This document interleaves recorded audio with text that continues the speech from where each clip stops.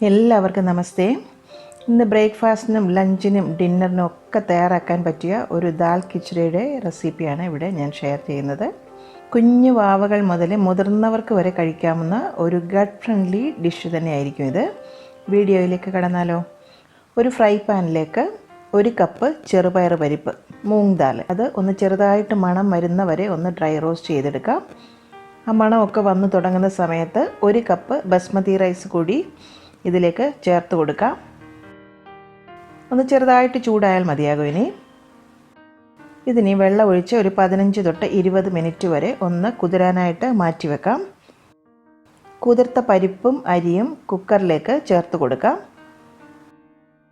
അതിലേക്ക് ഒരു 1/4 ടീസ്പൂൺ മഞ്ഞൾപ്പൊടി, 1/4 ടീസ്പൂൺ നെയ്യ്, 1/2 ടീസ്പൂൺ ഉപ്പും കൂടി നമുക്ക് ചേർത്ത് കൊടുക്കാം. 4 കപ്പ് വെള്ളം കൂടി ചേർക്കാം. കുക്കർ അടച്ച് 4-5 വിസിൽ നന്നായിട്ടിതൊന്ന് കുക്ക് ചെയ്തെടുക്കാം. തൂകിപ്പോകാതിരിക്കാനായിട്ട് ഒരു സ്റ്റീലിൻ്റെ ചെറിയ സ്പൂൺ കൂടി കുക്കറിലേക്ക് ഇടുന്നുണ്ട്. കാരണം പ്രഷർ കുക്കർ വളരെ ചെറുതാണല്ലോ. ഒരു പാനിലേക്ക് 2 ടീസ്പൂൺ നെയ്യ് ചേർത്ത് കൊടുക്കാം. 1 ടീസ്പൂൺ ഓയിലും കൂടി ചേർക്കാം. നെയ്യ് ചൂടാകുമ്പോൾ 1 ടീസ്പൂൺ ജീരകം കൂടി ചേർത്ത് കൊടുക്കാം. ജീരകം ഒന്ന് പൊട്ടി മണം വന്നു കഴിഞ്ഞാൽ അതിലോട്ട് 4 പച്ചമുളക് ചെറുതായി അരിഞ്ഞതും കൂടി ചേർക്കാം. ഇത് 3 അല്ലി വെളുത്തുള്ളിയും ഒരു ചെറിയ കഷ്ണം ഇഞ്ചിയും കൂടി നന്നായിട്ട് അരച്ചെടുത്തതാണ്, അതും ചേർക്കാം. 2 വറ്റൽമുളകും കൂടി ചേർക്കാം. 1/4 ടീസ്പൂൺ കായപ്പൊടിയും കൂടി ചേർക്കുന്നുണ്ട്. 1 സവോള തരിതരിപ്പായി അരിഞ്ഞതും ചേർക്കാം. 1/4 ടീസ്പൂണിൻ്റെ പകുതി മഞ്ഞൾപ്പൊടിയും കൂടി ചേർത്ത് കൊടുക്കാം. ബേ ലീഫ് നിങ്ങളുടെ കയ്യിലുണ്ടെങ്കിൽ അതും കൂടി ഈ ഒരു സമയത്ത് ഒരെണ്ണം ഉള്ളിയുടെ കൂടെ ഇട്ട് വഴറ്റാം കേട്ടോ, നല്ലൊരു ഫ്ലേവർ കിട്ടും. 1 ടൊമാറ്റോ ചോപ്പ് ചെയ്തതും കൂടി ചേർത്ത് കൊടുക്കാം. നന്നായിട്ട് വഴറ്റാം.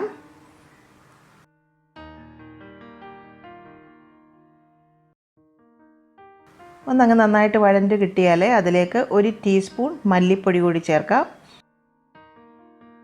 1/2 ടീസ്പൂൺ മുളക് പൊടിയും കൂടി ചേർത്ത് കൊടുക്കാം. കുറച്ച് മല്ലിയിലയും കൂടി ചേർക്കാം. ഇതിലോട്ട് 1 ഗ്ലാസ് തിളപ്പിച്ചാറിയ വെള്ളം കൂടി ചേർത്ത് കൊടുക്കാം. കുക്കറിലെ സ്റ്റീമൊക്കെ പോയിട്ടുണ്ട്. നമുക്കൊന്ന് തുറന്ന് നോക്കാം. കറക്റ്റായിട്ട് വെന്ത് വന്നിട്ടുണ്ട്. ഇതുപോലെ വെന്ത് കിട്ടണം. ആ തവി കൊണ്ടൊന്ന് ഇളക്കി കൊടുക്കാം. അപ്പോൾ ഈ ഒരു സമയത്ത് നമ്മൾ ഈ വേവിച്ചെടുത്ത അരിയും പരിപ്പും നമ്മുടെ ഈ പാനിലേക്ക് ചേർത്ത് കൊടുക്കാം.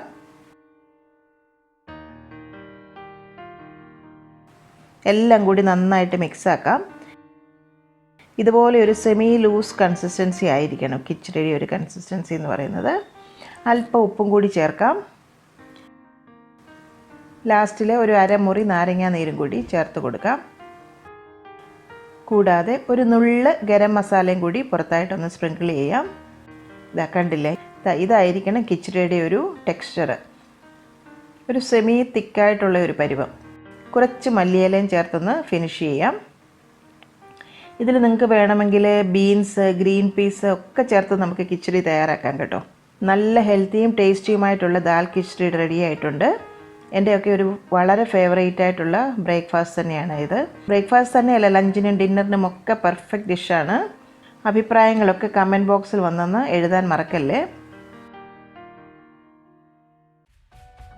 കറി വിത്ത് അമ്മയിലെ അമ്മയുടെ ഇന്നത്തെ ഈ റെസിപ്പി നിങ്ങൾക്ക് ഇഷ്ടമായെന്ന് ഞങ്ങൾ പ്രതീക്ഷിക്കുന്നു. ഞങ്ങളുടെ ആദ്യ വീഡിയോ തൊട്ട് നിങ്ങൾ തരുന്ന ലൈക്സ്, കമൻറ്റ്സ്, ക്രിറ്റിസിസംസ് എല്ലാം ഞങ്ങൾക്ക് വളരെയധികം വിലപ്പെട്ടതാണ്. നിങ്ങളുടെ സപ്പോർട്ട് തുടർന്നും ഞങ്ങൾ പ്രതീക്ഷിക്കുന്നു. വീണ്ടും ഒരു റെസിപ്പിയുമായി വരും വരെ നന്ദി. Good bye.